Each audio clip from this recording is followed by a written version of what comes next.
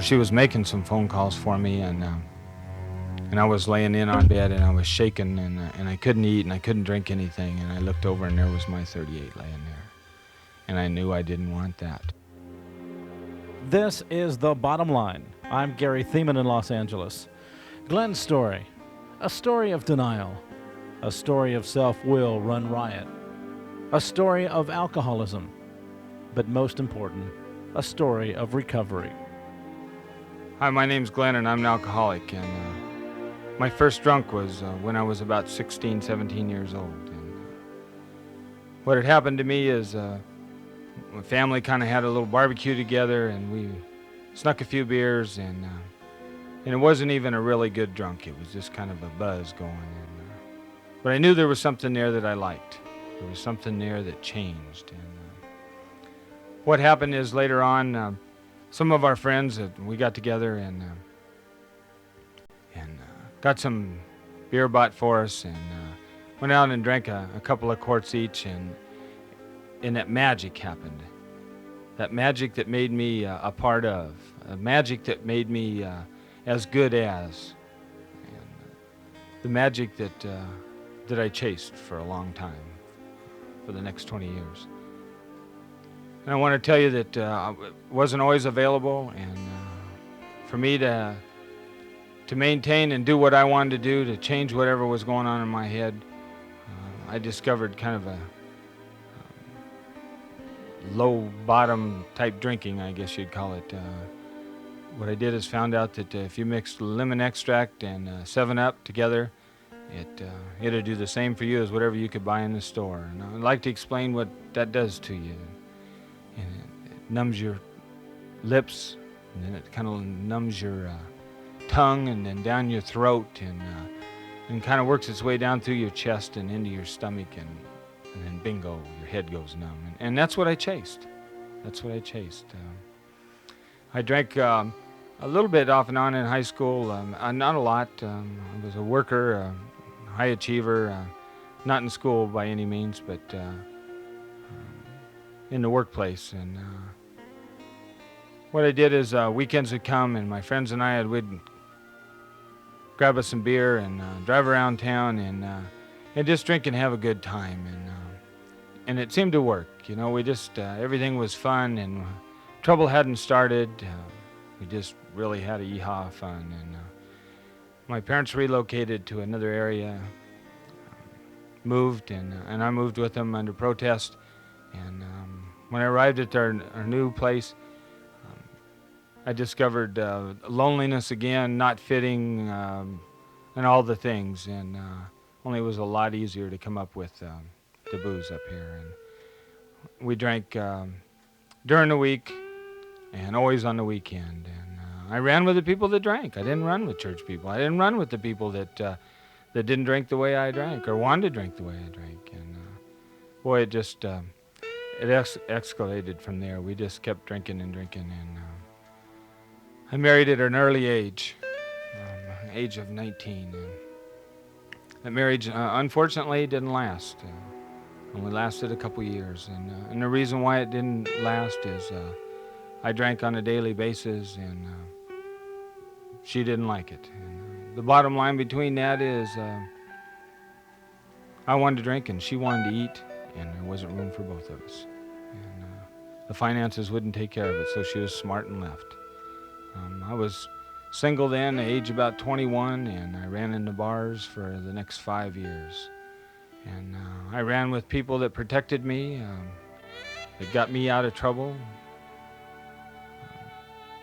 I ran in areas where it was real scary. I ran in areas where guns were part of the play, and motorcycles, and a lot of the stuff. And I want to share with you the true feeling of that is even though I ran in those areas and I acted that act, I was scared. I was scared most of the time. And what made that scare go away was to drink. And I'm a daily drinker every day now. I'm a daily drinker, no self-discipline, no nothing. Just drink and drink just enough to take care of whatever the feelings were. And we just partied all the time. the age of about 25, I remarried a gal, and one of the things that she asked for is that I didn't drink in the bars. She didn't care if I drank anyplace else.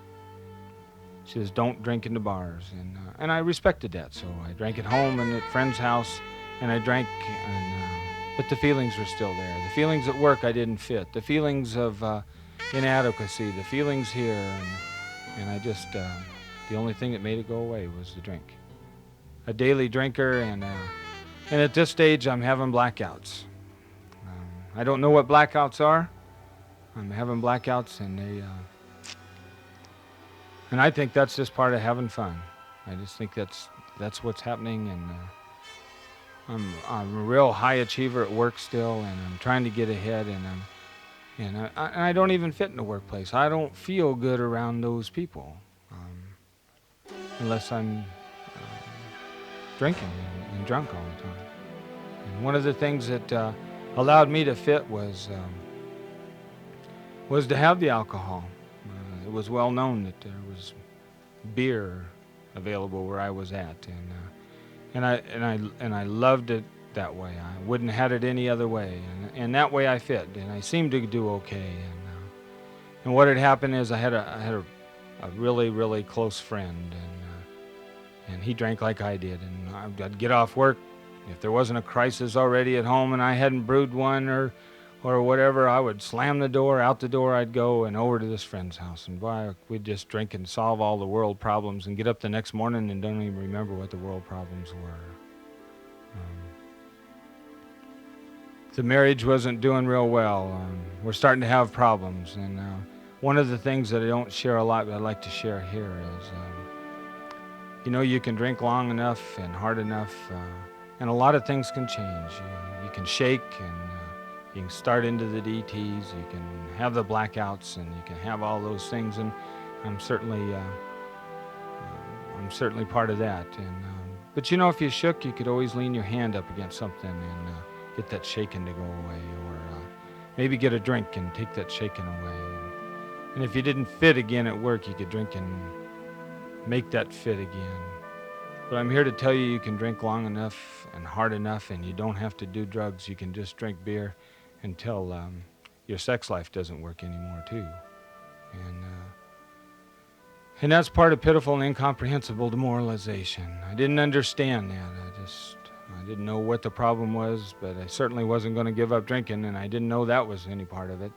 And I just drank and kept drinking. And towards the end of my drinking were I don't know, within the last year of my drinking, my wife was working. I gave her a choice of either hit the road or go to work, because there wasn't part of her sitting around while I was doing all this work, and I was the carrier, and I was the one making all the money, and I was this and I was that. And I'm home one night and I'm drunk, and she's coming home from work, and she arrives in the driveway, and I'm off because she's late, and she's in my face, and somebody had thrown an egg at her that on the way home, and it splattered on the car. And, out of my self-centeredness and my lack of ability and to cover up my feelings, I was standing there hosing the car off, trying to get the egg off because I just painted the car, and she was in my face, and I just couldn't take it any longer. I just took a hose and hosed her down for a while, and I'm here to tell you I'm not that kind of guy, but booze will do that to you. And my one friend that I drank at his house probably every night, him and I had a work partner or a friend that I really didn't realize was a friend as close as he was for me. And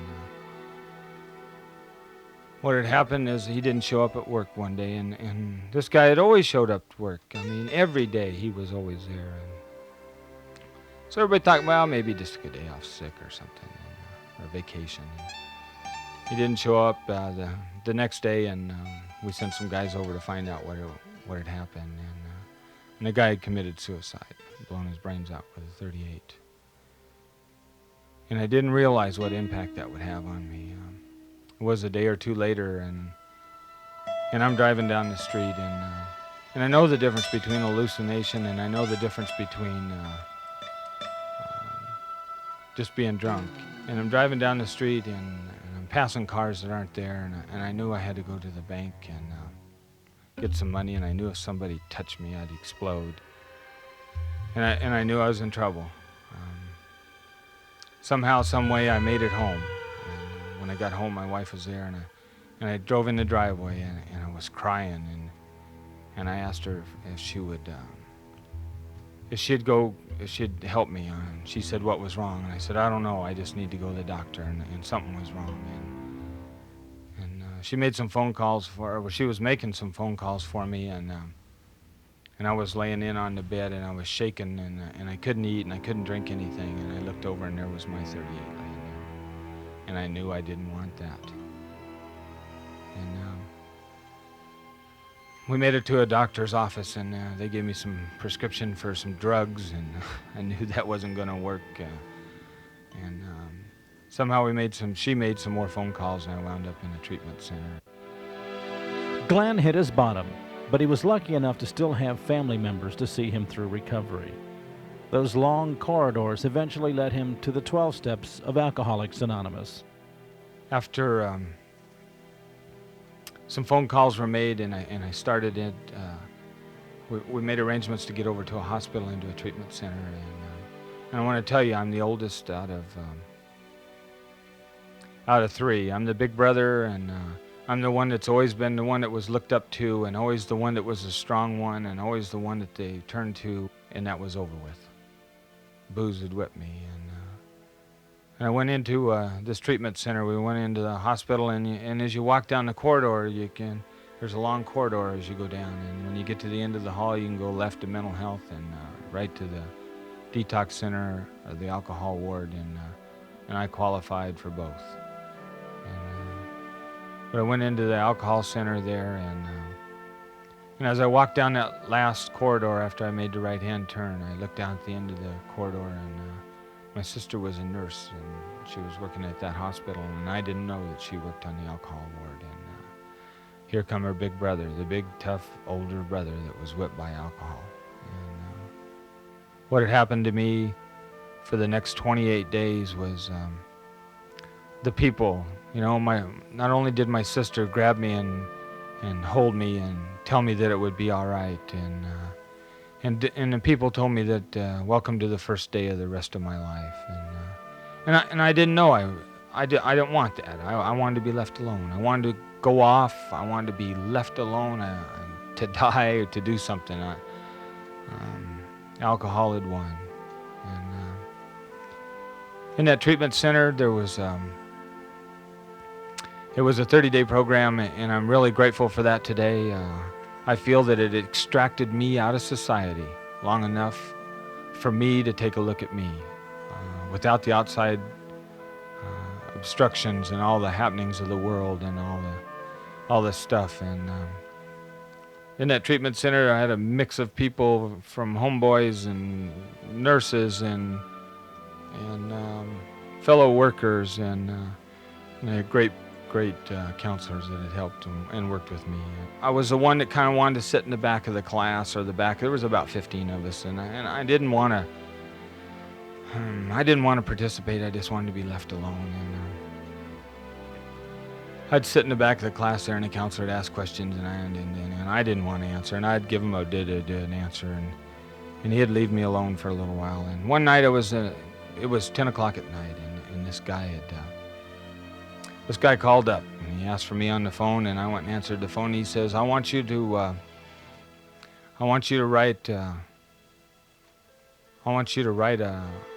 little essay or a couple of paragraphs about your dog. And I had this neat little dog, my little sober dog, and she went with me everywhere. And what I did is, when I drank, I isolated from everybody, and I didn't care about anybody. And what had happened is that was my only conscious contact with anything that was still alive on this earth that I gave a damn about.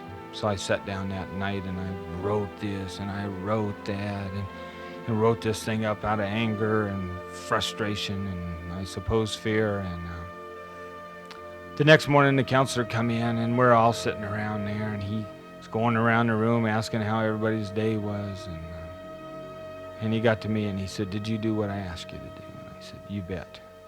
And I handed him that piece of paper, and he sat there by himself silently and read it, and he says, "Would you mind if I read this to the rest of the class here?" And what are you going to say? No? I said, "Sure, go ahead." And he started reading it, and the thing is that he edited a little bit of it, and he read about this little girl that didn't require much attention, didn't ask for a lot of things, and just kind of liked to go to the park and run and play a little bit, and read all the way through this thing, and I'm sitting in the chair just kind of wondering what the heck's going on. Then he started around the room, and he asked all my classmates, "What do you think about this?" So as it went around the room, and all my classmates in there said, "Oh, gee, I think he really loves his wife a lot. And, oh, I think that's the best relationship I've ever heard in a marriage." And rat all the way around, and he got to the end, and then he said it's Glen's dog. And everybody went, "Ugh." And I felt less than again, and not fitting, and all of that. And a few minutes later, he says, "You know what? If I had a dog like that, I'd kill it. I'd step on its head." And all I remember is seeing a lot of red, and starting out of a chair, and one of my classmates kind of grabbing me, and I remember saying something to him like, and how he was a lowlife, and how he was this, and how he was that. And the more I talked, the rowdier I got, the more he smiled, and I guess the bottom line behind all that was to get me out of me. It sure worked. You know, I became a participant in that class whether I wanted to or not, and part of the road to recovery was on its way then. We were real blessed in that treatment center that Alcoholics Anonymous, the people, the men and women from AA came in and held meetings in our area, came in and shared their experience, strength, and hope with us, and they had the little glitter in their eye, and had all the little fire, you know, and they all smiled, and they laughed, and they'd talk about these melodies that went on in their life, and they laughed, and then they all left, and you know, and I didn't know what they had. I knew what they had was better than what I had. I knew that they were in there, and I knew that whatever they had was something I wanted, and what became of that is towards the end of my stay in there, I asked a little old man to be my sponsor. I didn't even have enough guts really to say, "Would you be my sponsor?" I kind of just eased up next to him one day after a meeting, or one night after a meeting, and I told him, "Gee, do you think maybe you could help me a little bit here?" And he kind of smiled and said, "Sure," you know. And that thing just it led from there into an 8-year path of what I've been on of recovery. Just before I came over here, I left the hospital, and that little old man I call my sponsors in there, and he's just had a heart attack, and I love him dearly. He's taught me things in Alcoholics Anonymous through how he walks and how he talks, and he doesn't force feed me anything. It's just by watching his actions and see how he works with others, and he's taught me that I should be part of, and not just part of the meeting, not just the guy that sits in the back, you know, not just the guy that sits way in the back. I'm to be part of. And within my first year of sobriety, I'm secretary in meetings, and you know, all of those things that you need to do to be active in Alcoholics Anonymous, cleaning up the hall and making coffee and doing all of that stuff, and my sponsor's beside me regardless of what happens, and I'd like to share a few things and a few feelings of I've gone through. My mother died a few years ago, and when she died, I was sober a couple of years, And I'm sitting at the funeral, and I want to share with you the deep feelings of what happens to people if you're active in Alcoholics Anonymous. We had certainly the friends of the family that were there, and relatives, you know, and then that's two groups, and over to one side we have the people from Alcoholics Anonymous. Those are my people.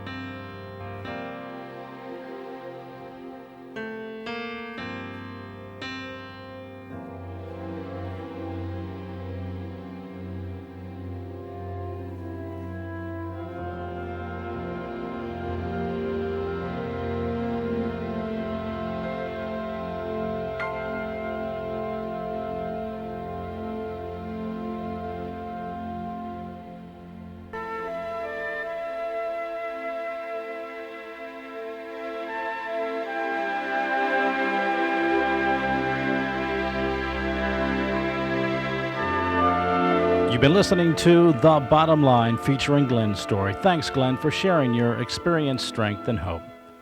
This show is produced for Armed Forces Radio worldwide. I'm Gary Thiemann. Until next time, God bless you, and share the message, won't you? This has been a GRT production.